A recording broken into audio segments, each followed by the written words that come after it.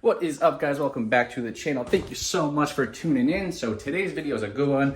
We are going to be talking about why I love my 2005 Mustang V6. If this is your first time checking out the channel, welcome.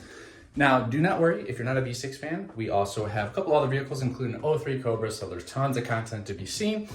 If you'd like to see more, consider subscribing. But nonetheless, let's hop into the 05 and start talking. See you guys in a second. All right, guys, here she is. We're gonna hop on in here and get you a cold start. It's been about 3 days since I've driven it. Yeah, she's a little dirty. Also, shout out to my big forehead right there. Oh, great bird crap. Just what I love to see when I get in the car. Believe it or not, I just watched it a few days ago. But nonetheless, let's see how she does.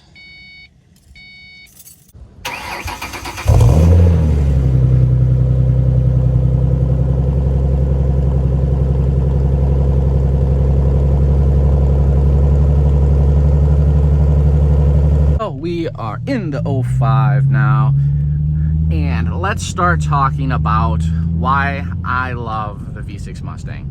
Now, again, if you didn't hear the last part, I also do own an 03 Cobra. Those that are not aware, that's a supercharged V8.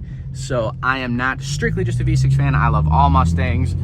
So take that with a grain of salt, everything I'm saying. Now, why do I love this car in particular? So first and foremost, this was the first car I ever bought on my own. It is a 2005. I bought it with 33,000 miles in 2014. Right now it has 52,637 miles, and it has been flawless to me. I have yet to put any, honestly, money into it other than just oil changes and like any of the modifications that I did. But in terms of like maintenance and like replacing parts, it has not needed anything. Knock on all the hard plastic that's in this car, which kind of leads me into the next topic, which is I like the interior a lot. So going from the Cobra, which is an 03, to this car, this is so much more modern. Now, don't get me wrong, this has aged a little bit, but honestly, to the untrained eye, if someone hopped in here, they would not feel like this car is, 16, 17 years old. I think it looks pretty cool. I get that's like a retro throwback, so that's kind of neat. Another thing to keep in mind is that this also has like a good, like the Shaker 500, it has a good radio. It has just a lot more kind of creature comforts, whereas the Cobra is just not like that. So a lot of my comparisons are going to be to the Cobra just because I own both. Another thing, this is going to probably blow a lot of people's minds that might not even make a lot of sense, but believe it or not, I fell in love with this car more after owning the Cobra.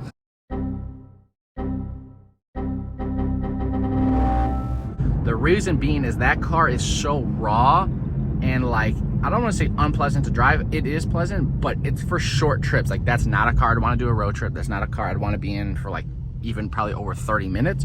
Whereas this car, I could hop in it and I am so confident I could take this thing halfway across the country and come right back. Another great thing about this car, I feel like for most people, would be it gets halfway decent gas mileage. Now, my car does not. I have no clue why.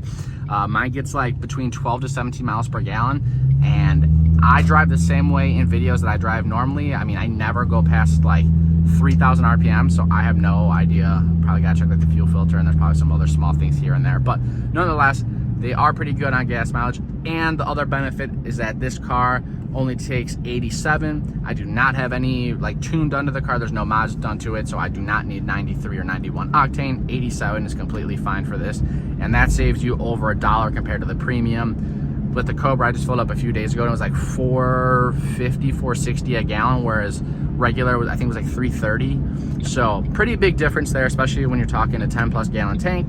Hey, that adds up. The great thing about this car, in stock form I should say, is the fact that it flies under the radar. Now, the Cobra is extremely loud, it's ear piercing, it's in your face, whereas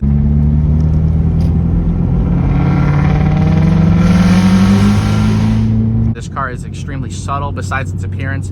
Again, in stock form, it's just like any other car. To the untrained eye, people just be like, oh, cool, a Mustang, and keep going. Whereas when you have a car that's extremely loud, has a drag pack, that's a little different with the Cobra. Whereas this, you could just take it anywhere and really not get bothered unless it's a Mustang enthusiast.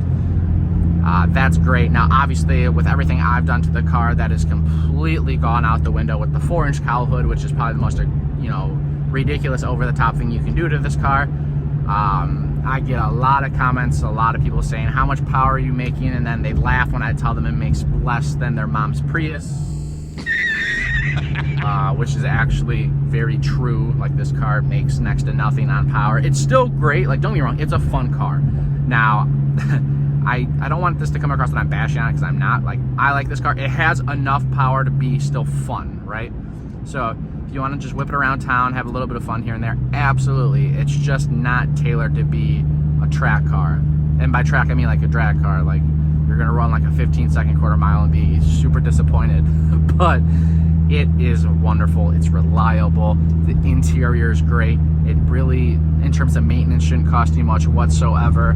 Now, that's not to say that down the road things won't go wrong. I've heard that these have like a really bad thermostat that tend to go out in the higher mileage, but I mean, I don't foresee that happening for quite. If you guys watched my last video and you heard me mention that Tuesday was going to be a possibly life-changing day, today is Monday, so we are less than 24 hours away from this said life-changing event.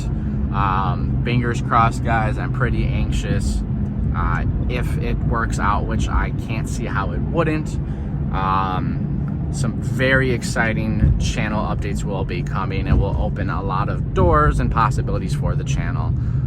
For those that don't know, I have been freelance for the last 2.5 years. So with this potential life-changing event, I'm just using it that way because I don't want to give away what it is. I don't want to spoil it in case it does not work out and then I look like a fool. But fingers crossed, that will be super exciting. So tomorrow there may be an upload going up regarding said event, and that would be pretty neat. So yeah, guys, that's kind of my overview on the V6 Mustang and why I love it. This car has done nothing but right for me. I made it look good, at least in my opinion. You can make it look more modern. It's reliable. Gas is not expensive in this car.